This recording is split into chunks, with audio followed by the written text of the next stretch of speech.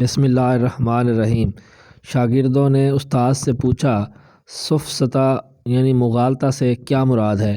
استاد نے کہا، اس کے لیے ایک مثال پیش کرتا ہوں۔ دو مرد میرے پاس آتے ہیں، ایک صاف ستھرا اور دوسرا گندا۔ میں ان دونوں کو مشورہ دیتا ہوں کہ وہ غسل کر کے پاک و صاف ہو جائیں۔ اب آپ بتائیں کہ ان میں سے کون غسل کرے گا؟ شاگردوں نے کہا، گندا مرد۔ استاد نے کہا، نہیں، بلکہ صاف آدمی ایسا کرے گا کیونکہ اسے نہانے کی عادت ہے، جبکہ گندے کو صفائی کی قدر و قیمت معلوم ہی نہیں۔ اب بتائیں کہ کون نہائے گا؟ بچوں نے کہا، صاف آدمی۔ استاد نے کہا، نہیں، بلکہ گندا نہائے گا کیونکہ اسے صفائی کی ضرورت ہے۔ بس اب بتائیں کہ کون نہائے گا؟ سب نے کہا، گندا۔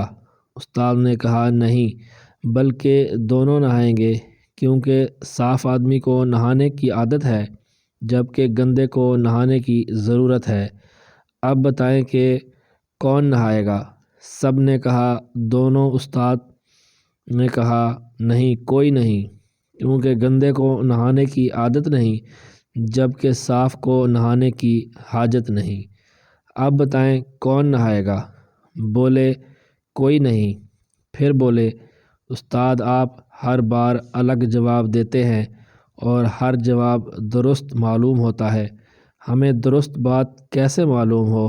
استاد نے کہا، سفسطہ اور مغالطہ یہی تو ہے۔ بچوں، آج کل اہم یہ نہیں ہے کہ حقیقت کیا ہے، اہم یہ ہے کہ میڈیا کس چیز کو ثابت کرنا چاہتا ہے۔